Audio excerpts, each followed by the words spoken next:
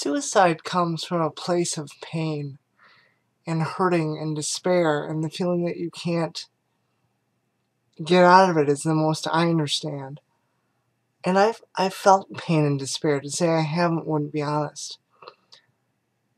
And I wasn't going to make this video because I was afraid to oversimplify everything. But I had a friend in college that committed suicide. And he'd pinned a note to his clothes before he died that was addressed to me. And I couldn't open it for a long time, obviously, because there was investigations and things.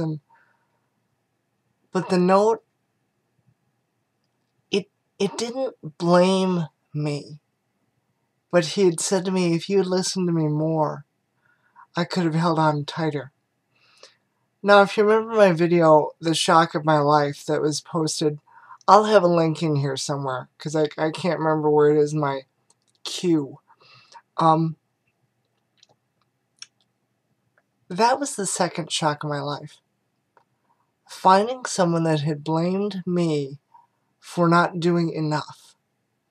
And I mean, you ladies and gentlemen know that that's where a lot of my videos come from, is the concept of not feeling like I'm enough. And at a time in my life, that's where I was. I'm starting to get, believe it or not, from YouTube, not really from religion, if you know my stance on that and how I feel personally, but just, reading books in my family with recovery, which I'll get into that in another video. I start to realize that there are things in me that I have that I don't really acknowledge. Not because I don't like them, but just because I downplay them.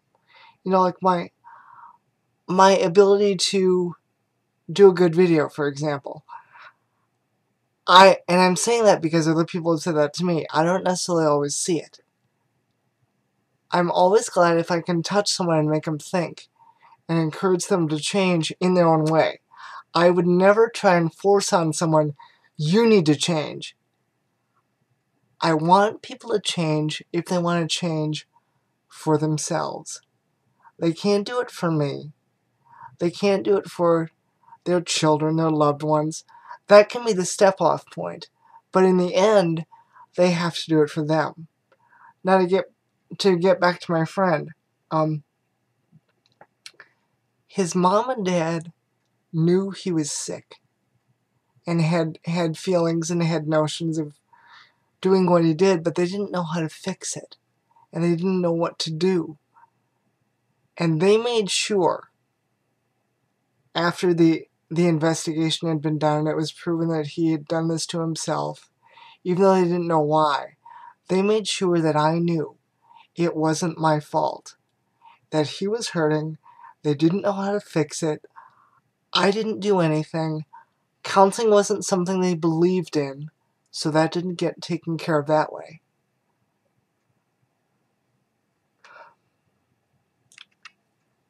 If you're suicidal and depressed, I don't fully know what that feels like. And I know it's not easy.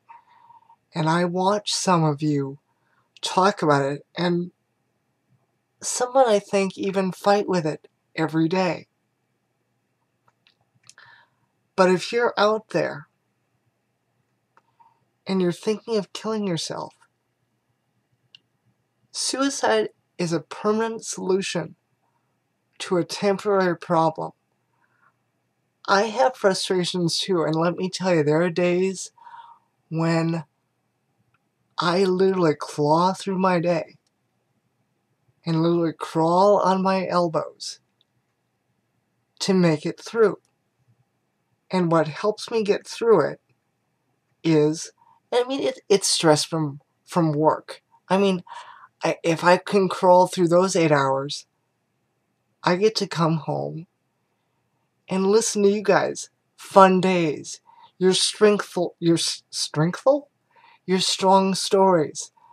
Your tags, your humor. I get that. I've said this before. I've said a lot of things in this video before, so forgive me if it's repetitious. You guys are the gift that I get to open and watch and do every day. My interaction with you is one of the greatest gifts I'm going to have until the day that either YouTube doesn't let me have it anymore, or I'm not home anymore if I'm somewhere else.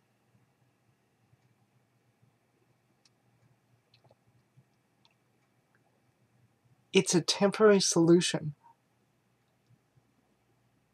Scratch that.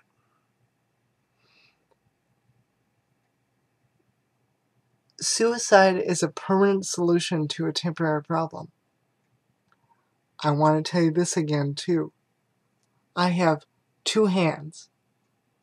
They're double jointed, they're a little bit spastic, but they're here. If you need me, reach out and grab on. I'm here.